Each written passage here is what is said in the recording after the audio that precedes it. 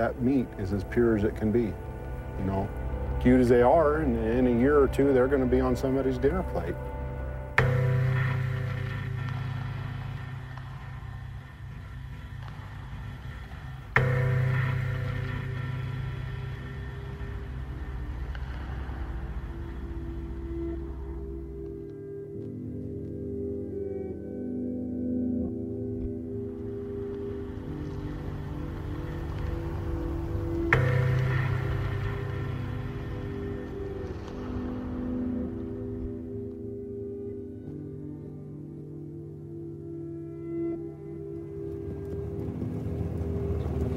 Actually, this next well we're coming up on here was probably one of the worst ones for Kathy and I. It was a neat little secluded spot. You could go have a picnic, you know, if we wanted to come back and just talk, and where nobody knew where we were at. It was right here, and it was all these cool looking kind of rock formations out here, and it's just gone. Everybody kind of has one of those, and ours is under a dozer, you know, it just disappeared. It took them one day, and it was gone. You couldn't recognize it anymore. It's amazing that what took Mother Nature millions of years to build can be destroyed in a few hours with a piece of heavy machinery.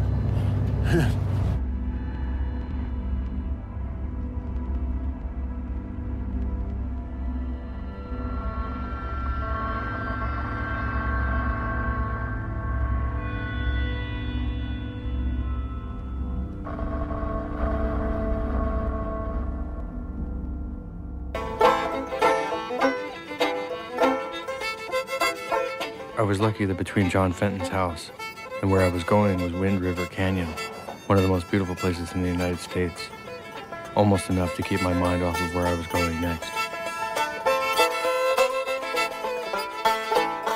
I was going to one of those moonscapes I'd seen in the photographs, one of the biggest and most productive gas fields in the United States. The Jonah gas field is at the foothills of the Grand Tetons. Just to the south, Yellowstone Park and the Bridger Teton National Forest. Sublette County, at 4,935 square miles, the county is about the same size as the entire state of Connecticut. The population is about 6,000 people. That means there's about one person per square mile.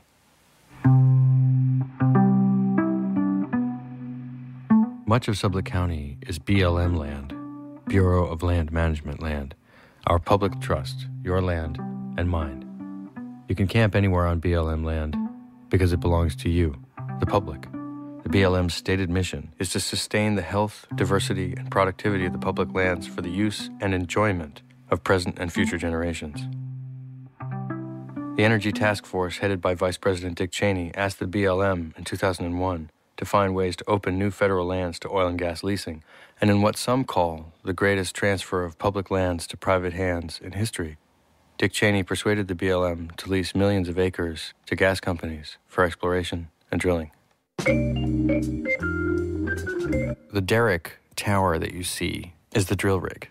The drill rig moves in for 3 to 4 weeks, drilling a hole that's anywhere between 11 and 8,000 feet down to the shale formation. Each well completion, that is, the initial drilling phase plus the first frac job, requires 1,150 truck trips. The breakdown goes like this: drilling rig mobilization and drill pad and road construction, 10 to 45 truckloads. Drilling rig, 30 truckloads. Drilling fluid and materials, 25 to 50 truckloads. Drilling equipment, casing, drill pipe, etc., 25 to 50 truckloads. Completion rig, mobilization, and demobilization, about 15 truckloads. Completion fluid and materials, 10 to 20 truckloads. Completion equipment, 5 truckloads. Hydraulic fracture equipment, pump trucks, and tanks equals 150 to 200 truckloads. And here's the big one: hydraulic fracture water. For each well, 400 to 600 tanker trucks. 400 to 600 tanker trucks. Hydraulic fracture sand, 20 to 25 trucks. Flow back water removal, 200 to 300 truckloads. Which means that all the water that goes down, only about half of it comes back up. What you see here is the flowback pit, of what you call flowback water, frack water, or what the industry likes to call produced water. Before the water can be hauled away and disposed of somewhere, it has to be emptied into a pit, an earthen pit or a clay pit, sometimes a lined pit, but a pit where a lot of it can seep right back down into the ground. Colored flags. I have no idea what those are there for. Maybe it's the grand opening of a new pit.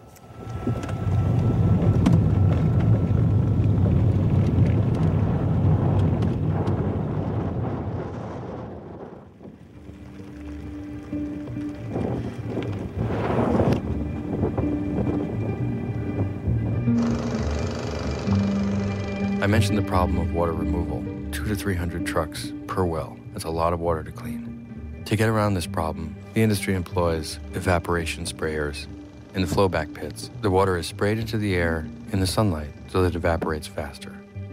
Now, of course, you're probably saying to yourself, that's insane. That water contains all the fracking chemicals, which are toxic, and all the volatile organics, which are also toxic. They create ozone, hazardous air pollutants, and they fall down in the form of chemical or acid rain on the grasslands. Each well site is equipped with a mini refinery and storage unit. What you see here is what's called a separator. When the gas comes up out of the ground, it comes up wet. The separator heats it up to 212 and boils off the water. The BTEX chemicals, the volatile organics, benzene, toluene, xylene, and a host of others, are all evaporated right there on the site. The gas is then pumped into a pipeline to go through further stages of refining. The big tanks you see next to all the gas wells are condensate tanks. The condensate is stored in the tank until a trucker can come and haul it off. The condensate can be anywhere from produced water, which is unusable, to a low-grade jet fuel. It's just sitting there, like a big explosive battery, steaming off volatile organics directly into the atmosphere 24 hours a day. Numerous air pollution advisories in Sublette County were posted by the Wyoming Department of Environmental Quality, stating that ozone in the air had reached unsafe levels. Ozone's good in the upper atmosphere. It keeps out the radiation of the sun. But down on the ground, it burns holes in your lungs. Sublette County, the size of Connecticut, 6,000 people, had air worse than Los Angeles on a typical day. Right there's a pronghorn antelope. Pronghorn antelope is not a part of gas development. But the Pinedale Anticline and the Jonah gas fields are directly in the path of the 1,000-year-old migration corridor of pronghorn antelope, mule deer, and sage-grouse. And yeah, each of these species is endangered and has suffered a significant decline of their populations since 2005. After a while, a gas rig just seemed like a car, made in 1890. A car without a windshield, without safety bolts to hold the seats in, without an airbag, without seat belts, without crash test ratings. Something fundamentally unsafe. If you think about a car made today, there are probably thousands and thousands of safety features.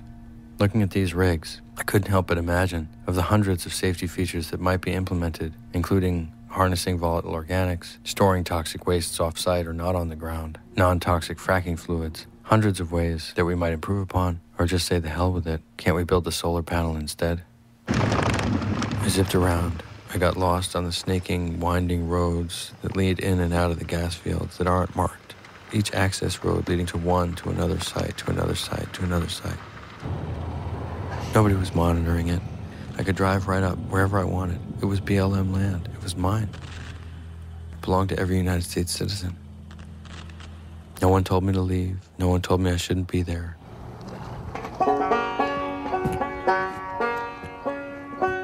And apparently, there were no restrictions on banjo playing either.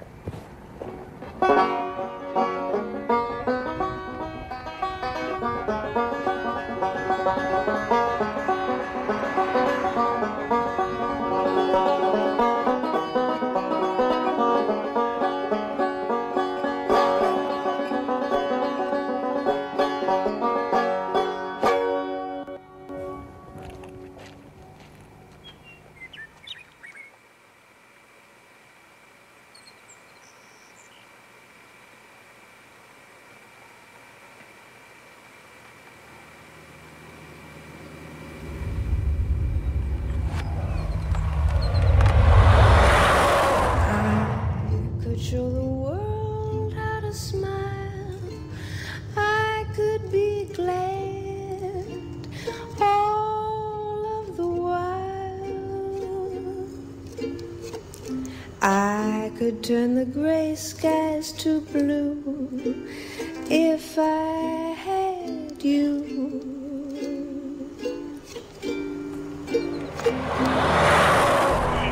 Like being hit in the temples with 2 2x4s, dragged herself into her truck and managed to get out, became violently ill, was violently ill all night. These people's health are ruined. they can't function. They can't live in their homes anymore and go outside. Susan was wearing a respirator. The woman who had the brain tumors, aside from the fact that she's just a walking nightmare of a mess physically, can't work. You know, she's an invalid.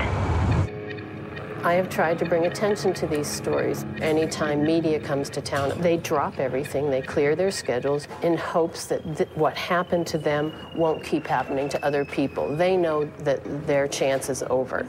I drove south from Wyoming to Colorado's beautiful western slope. Just to the east of Grand Junction, Garfield County has to have the best names of any county in the United States. The towns of Rifle, Rulison, Parachute, Silt, and Battlement Mesa were all part of one of the first populated areas to get a major gas rush. In less than a decade, the area became rapidly industrialized, with over 5,000 wells drilled. So going to Garfield County is like looking into the future of any area slated for drilling. It's also the subject of the first preliminary study on the health effects of gas drilling. 7 medical researchers from the University of Colorado studied the air and the water, finding acute problems from toxic emissions from gas development. So when I got calls from people in Garfield County, there were calls from people who had severe health problems.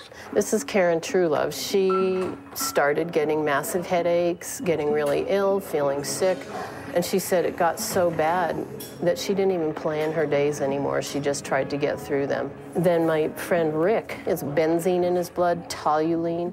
Tara was speaking for her friends that couldn't speak for themselves mostly, because of non-disclosure agreements. People who were in lawsuits or who had settlements that stipulated that once they received their money, they could no longer go public with their stories. Tara had one friend who hadn't signed a non-disclosure agreement. My great friend Dee Hoffmeister. We had just celebrated our 50th wedding anniversary. We came back, and as we drove in the yard, there was this huge, the rig and semis, and the smell was so intense. The benzene was so intense that we ran for our deck. The deck was enveloped, and it had this big gray cloud. It was like it was being held in on the deck with this cloud. So we were in the house, I'd say mostly at the most 15 minutes when I got up and passed out. And you get pains all over your body. You don't know why you're getting the pains, and then they come and go, and they'll show up in another part of your body. I got to the point where I was walking with a 4-pronged steel cane because I couldn't walk on my own. After her first big knockdown exposure, she wasn't in very good shape, but then just a couple of years ago, Dee Hoffmeister's gas well exploded. The condensate tanks caught fire, and the rig was consumed. At 3 in the morning, we heard these pops. Our son got up to go look outside, and he had to run back in because the deck was so hot, he was burning. And I opened my eyes, and I couldn't keep them open because everything started spinning. And then the next day, I was even worse, and he took me to emergency. We had our son and his wife and 4 kids living upstairs here in the house when this all started. And all 4 of them got asthma. And 2 of my daughter's children got asthma. They were on nebulizers in the winter to breathe. We had beautiful playgrounds, but we got to the point where you could never leave your kids out to play. I kept getting in car after car, hearing symptom after symptom. My first day in Garfield County, I did 16 hours worth of interviews. And then finally, I got a chance to sit down with Theo Colborn, winner of 5 Rachel Carson Awards, a Time Magazine Environmentalist of the Year, and Congressional Fellow. Her accolades are too numerous to count. We've begun to look at what's being used to drill a well, data that the government should be collecting but isn't collecting. We've been able to get our hands on some of that. Because of the exemptions, fracking chemicals are considered proprietary, like the special sauce for a Big Mac or the secret formula for Coca-Cola. The only reason we know anything about the fracking chemicals is because of the work of Theo Colborn. By chasing down trucks, combing through material safety data sheets, and collecting samples, Theo has identified 596 different chemicals in 900 chemical products. Every environmental law we wrote to protect public health is ignored. But the neurological effects are very insidious. 3 years ago, I started getting really dizzy. At first, you may just have headaches. Then the next thing, you might have ringing in your ears. I thought I had an inner ear infection. I went to my doctor, and she's kind of, your ears are clean. Or you may be a little disoriented.